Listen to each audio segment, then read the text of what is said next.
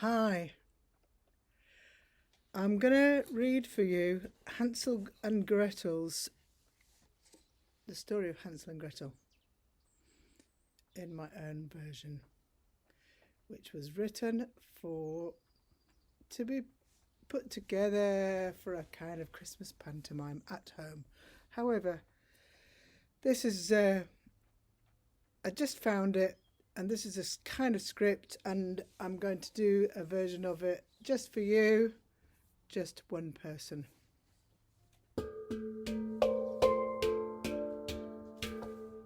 Hansel and Gretel, siblings in Jeopardy.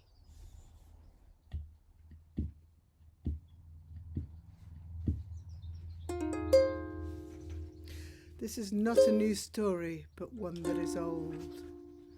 It has much that is good, though, and bears being retold. The characters here are renewed and revised, but there are twists, turns, and novelties, so be advised. And in telling afresh, there is depth to this picture. The more oft told the tale, the language is richer. In short, all in all, like some things, but not others. As you will hear, the writing is mine, but the story's another. And the company is good for this kind of thing, as we all know old Will, whose praises we sing. But of course, though the following's in verse and in prose, that's about as far as any similarity goes. It's a tale to be told just for fun and contentment. It's a tale that is best without any resentment. There's nothing at all devious. There's no hidden agenda.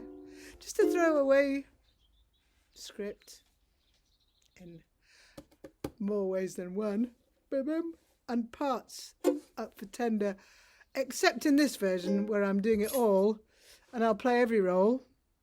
Well, we are under lockdown, but I'll try to be droll. And if you will join in spirit, there's enchantment and fun, because basically that would be there whatever we'd done. But today, with you and for you, and for as long as you'll stand it, here's Grimm's Hansel and Gretel.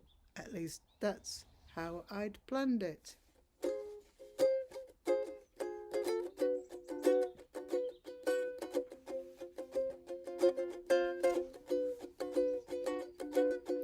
Hansel and Gretel were nice kids whose dad, when choosing a new wife, hadn't noticed she was a tad inclined to the view that postnuptials didn't include looking after children, much less sharing with them her food. So when times got a bit tight, there wasn't much to eat. She came up with a ruse to make her life complete. What if, poof, the kids were suddenly no more? No little mouse to feed, no little debts to score. Yes, I know. Yes, I know, it does seem rather mean. Why would she do that? What was her motivation to have been planning the demise of two little darlings? That's Hansel and Gretel. When all she had to do was eat a little less until they all at last pulled through. However, we're not here to ponder on the rights and wrongs of this little tale, but simply to relate about how they laid their trail. Oh, there I go, giving away the beginning of my story. It's not on, is it?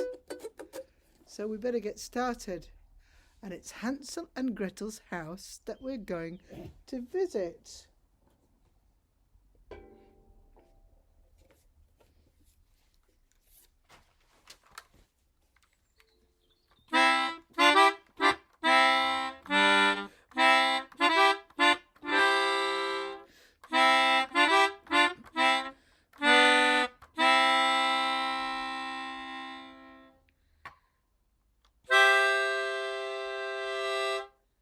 Now, off to bed, you two.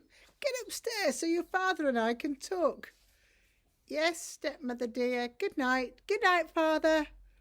Oh, what a joy to have such a lovely, happy family. Yes, isn't it? That reminds me, there's something I wanted to talk to you about. We're so lucky. Yes, aren't we? Apart from being half-starved. Oh, you've noticed that too. Yes, that wood chip stew's still with me. No substitute for real food.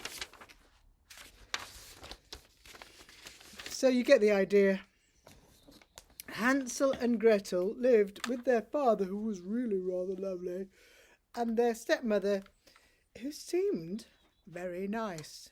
Watch out, kids. It's not always as it seems.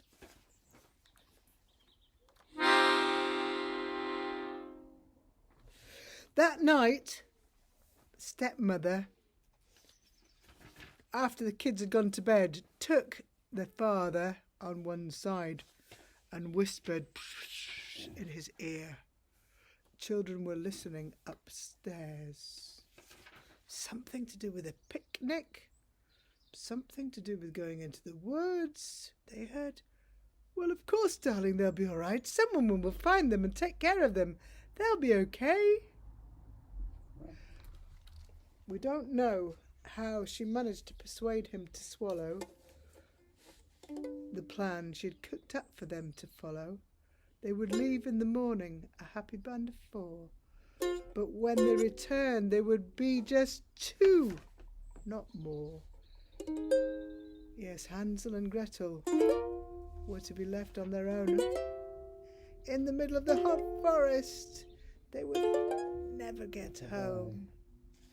It was far too complex to remember the track. And with any luck, their stepmother thought, they would never get back.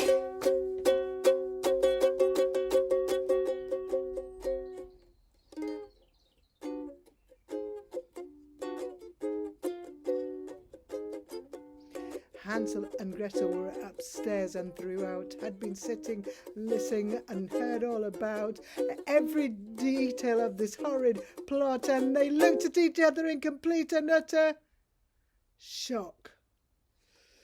Did you hear that? Oh my God, what will we do?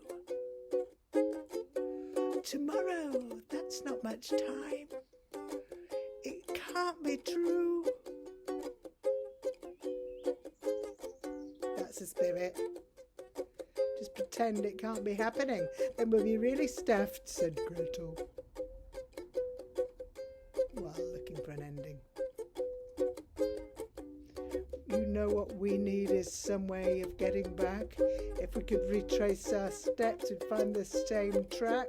We'll drop some stones on the path as we go, I know. And then when we're trying to get back, we'll know where we've been. It'll lead us back here. Then, of course, we'll be in here. Well, we can't do much else. What we'll have to do is sounds great to me. I'll follow you. So later that night, they picked up some stones in the garden and got prepared. And when the morning came,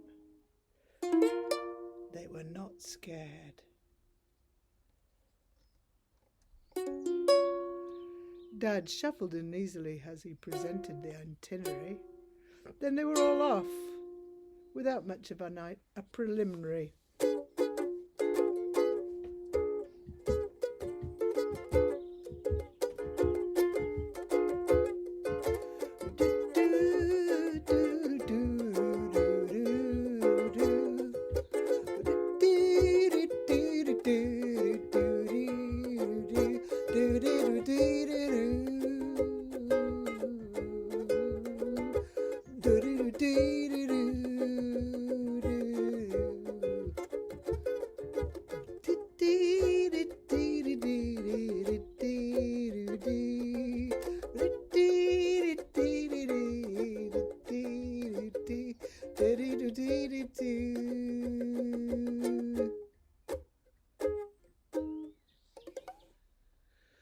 Then at last they were there, deep in the wood. I'll just get my axe, kids. Stay here, be good. Oh, yes, me too. I've got to go for a pee. Back in a tick. or in a wee while. Tee-hee.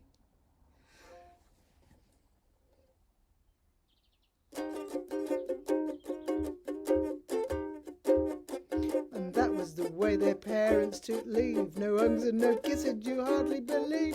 The absence of feeling with which they'd turned and they'd fled. Wait for it. Leaving poor Hansel and Gretel alone. It's in cred.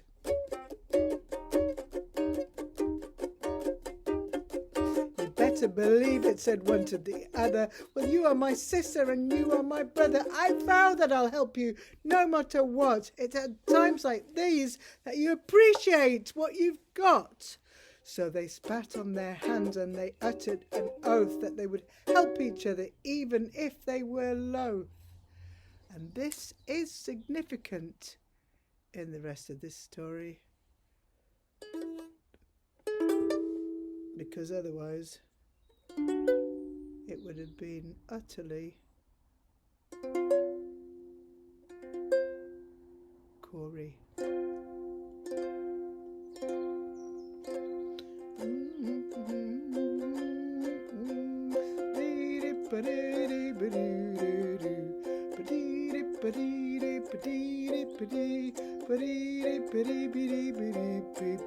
So with loving silence they took up the task of retracing their steps.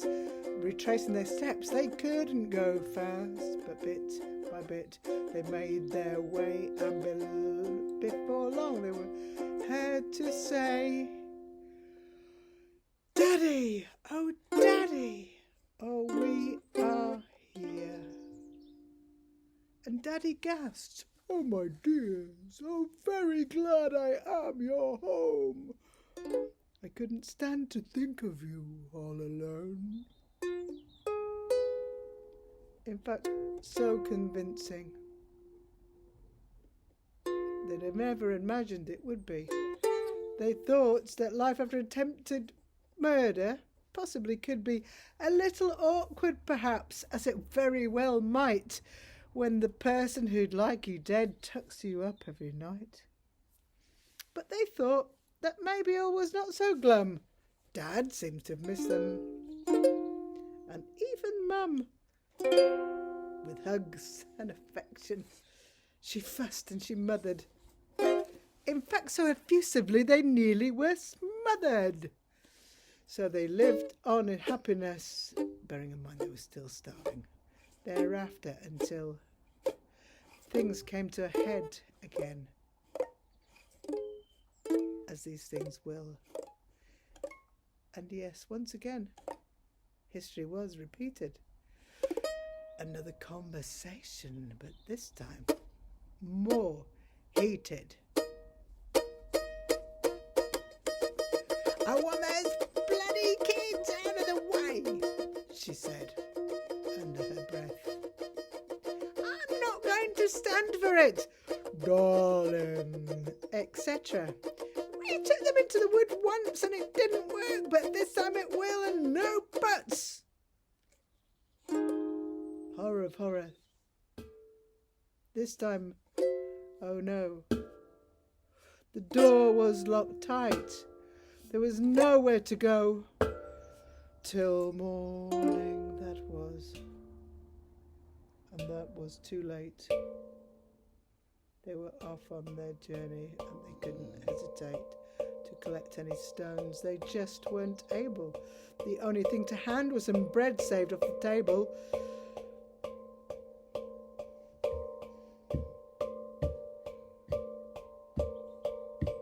And as they walked, Gretel attempted to drop crumbs on the floor,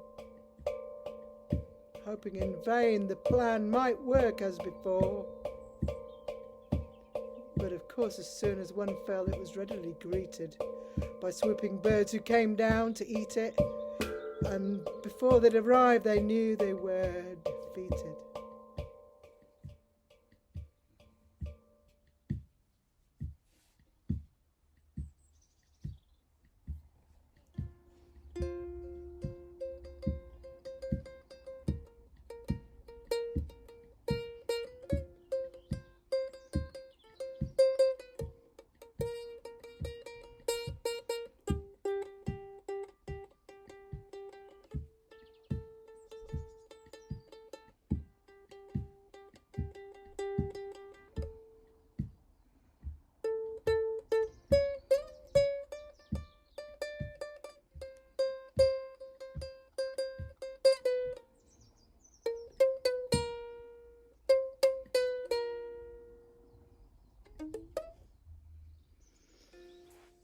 Not long later, on a log at dusk,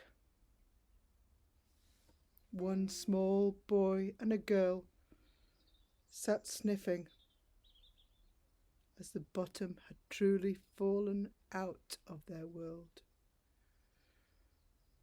No use to carry on like this, though, was it? They had to get going because it was getting dark, and in a little while the forest, would be a throng with all sorts of creatures vile.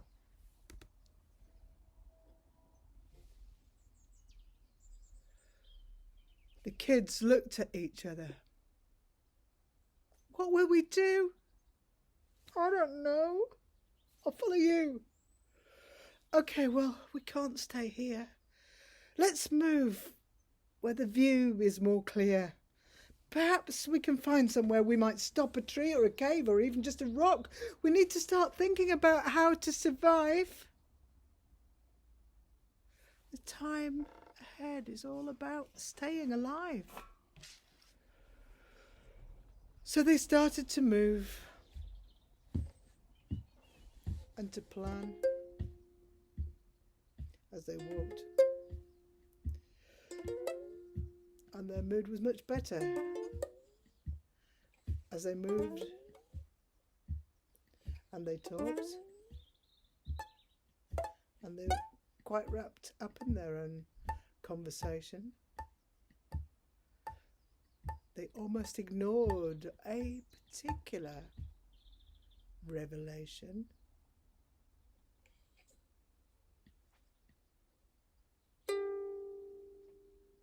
There, in amongst all the trees, in a glade, was a cottage. And what's more, it seemed to be made of goodies. Could it be not a dream nor a fake? The whole of the building was constructed from cake.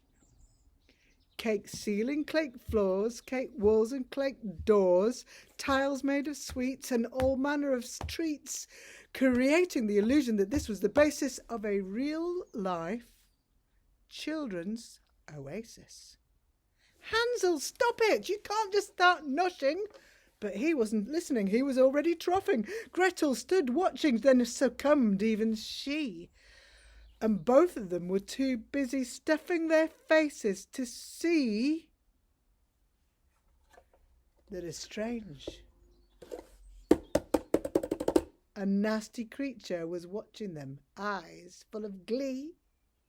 I have to say, it was not a pretty sight to see, a toothless hag crouching.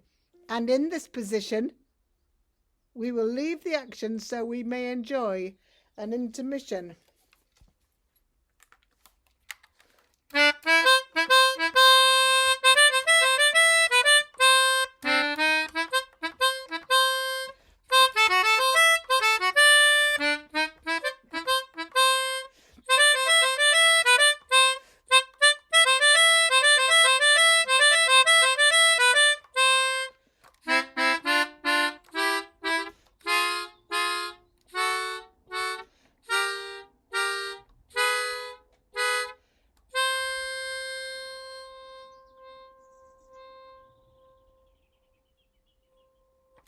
Part 2. Near the cottage in the wood. So,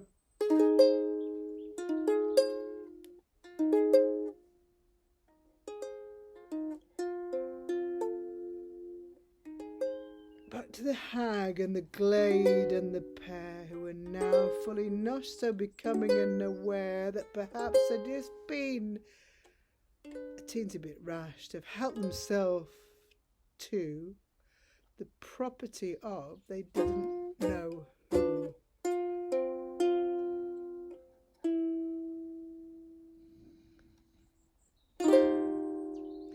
The owner might chase us. We might have to run.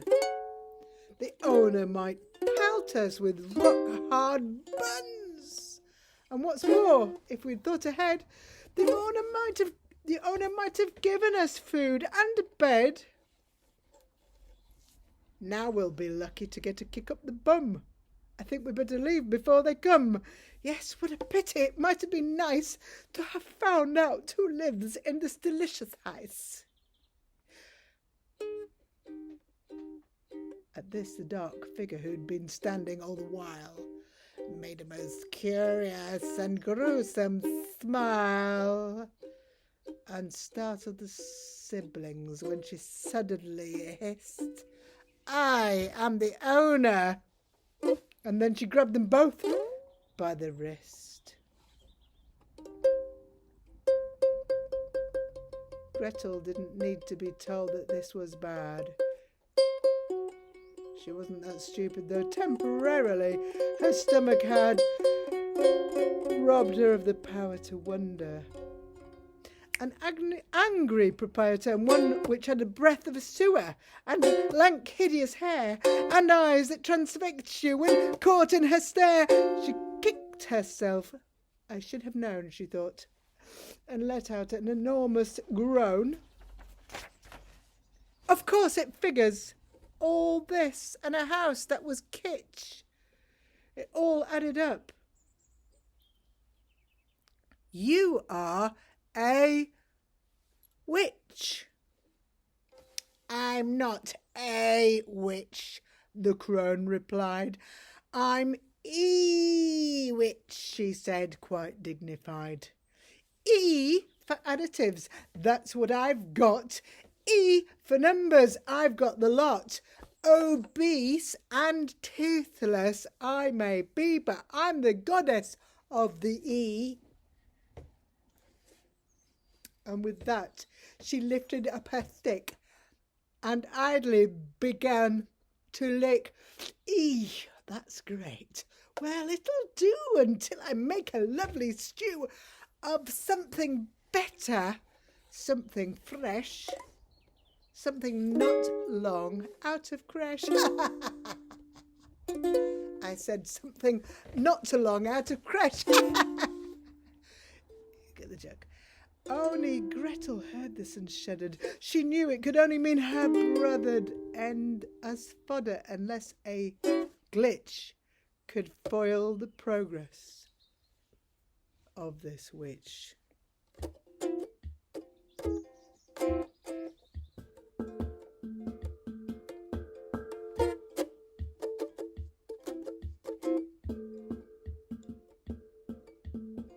This is supposed to be the passing of time. Several days later.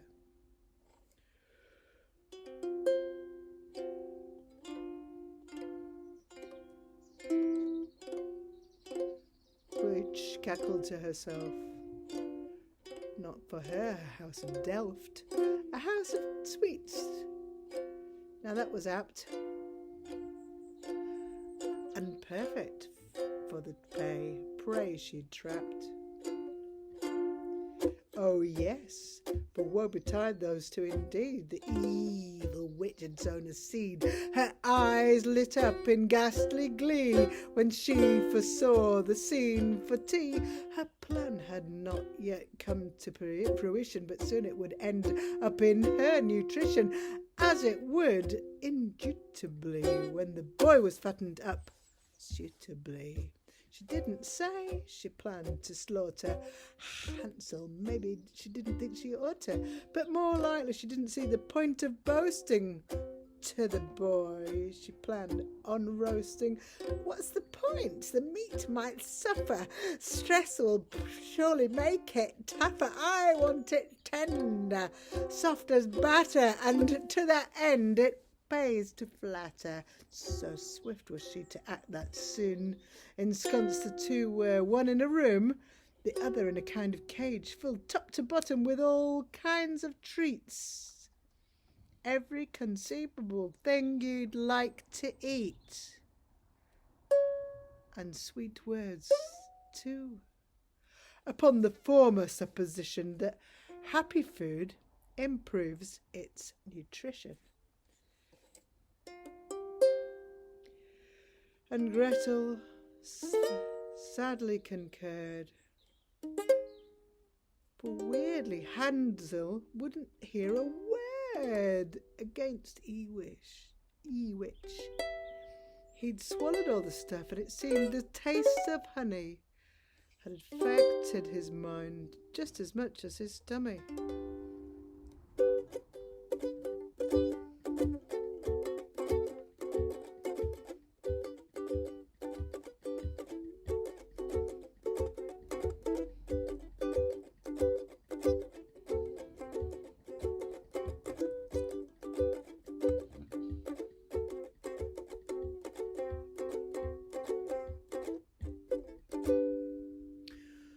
Sounds of Hansel feeling happy, noshing away. And gradually, as he was fattening, this denial that this was all happening led Gretel to absolute distraction. Hansel was full of self-satisfaction. His chubby form just smiled when she said, "That witch is wicked. She wants you dead." "Oh, you're just jealous. Why can't you see you're envious?" "'Cause she likes me. Because I am grateful and I eat the food she gives me. I'm replete. I think it's wrong that you are vicious. I see no reason to be suspicious." At this, Gretel huffed, but she was distraught. Even though her brother was insufferable, she thought, she ought to save him from the fate about to befall him, much as his attitude was galling. "I told you so" would not seem so sweet, uttered to a lump of meat. It would hardly matter that once he was full of gas, when he was trussed up with stuffing up his ass. But try as she might, she couldn't persuade him. He was convinced that the witch had simply made him her favourite, and thus he interpreted Gretel's reasoning as sour grapes, whereas she foresaw seasoning. "Oh, sis, don't be sore. It's just that I am more appealing than you. Admitted, it's true. I'm younger and I'm cuter. My temperament suits her. I'm happy and good company, but you're snappy and grumpy. You're just dense and misguided. At least I haven't sided with a monstrous old hag whose breath makes you gag." But the more Gretel had a go at her brother, the less he listened. He found other motives for her actions, and they became like warring factions. Divide and rule, they say. And Ewitch was in clover. Now her waiting was nearly over. The moments simply flew, especially since the kids provided entertainment too.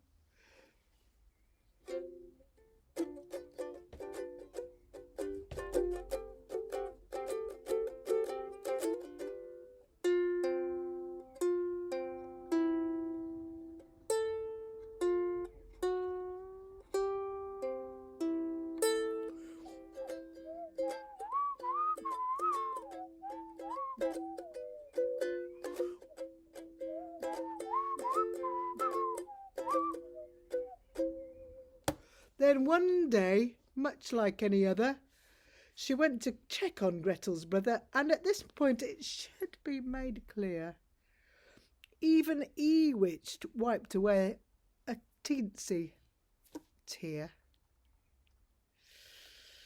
For Hansel had been quite good fun to own, like a favourite hen to keep at home, and so it was something of a challenge to prepare to serve him up like duck à l'orange, duck with orange. "Oh, my boy, now what a waste. Look, you really have developed into a young man of taste." Now, unctuous Hansel didn't see her drooling. He thought she was referring to his schooling. So, this was the culmination. She couldn't spoil it now with hesitation. The veggies were already chopped. This was not a moment to be stopped. So soon they were standing in the kitchen, Witch with knife in hand and itching to get it over with nice and quickly, but still was hesitant. She had a sickly smile on her face. "My boy," she said, "you know how proud I am of you." "I do." "So, in recognition of this feature, I am going to eat you." Hansel's brain hadn't quite got this cleared when Gretel, hidden up until now, appeared. "Not so fast, you're not the victor," Gretel said, and with that tripped her. I think that everyone here knows how this bit of the story goes. Suffice to say, not very PC. The Witch was no more. And soon a delicious roasting smell wafted from the oven door.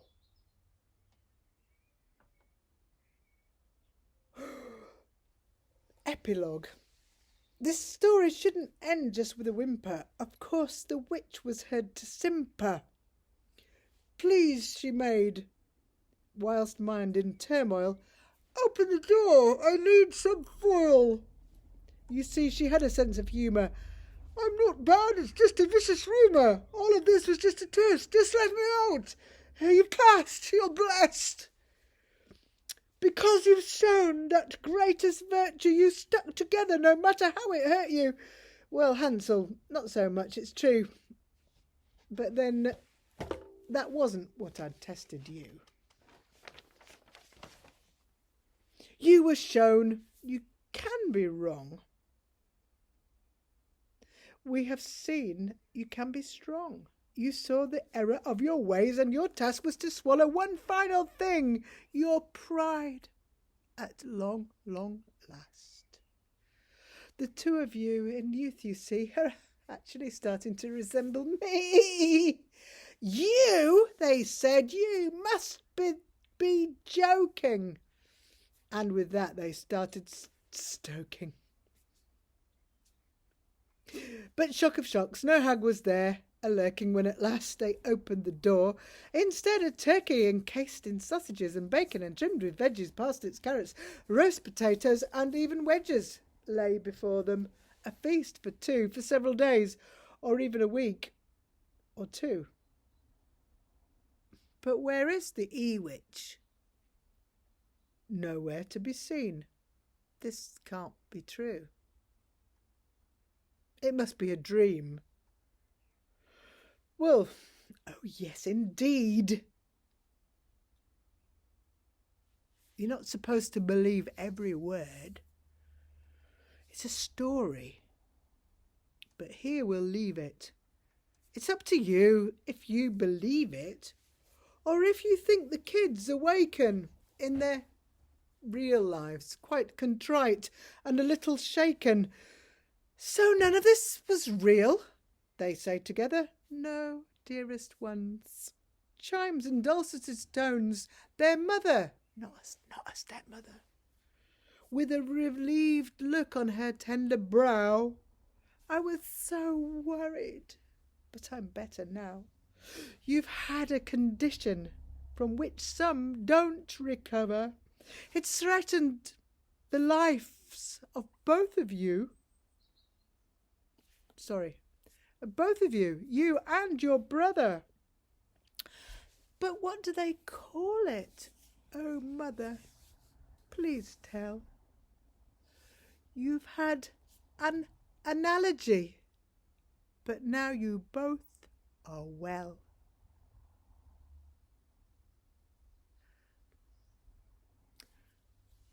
And that's the end of Hansel and Gretel. I hope you enjoyed it. It was written, quite to my amazement, in nearly 20 years ago, in 2002.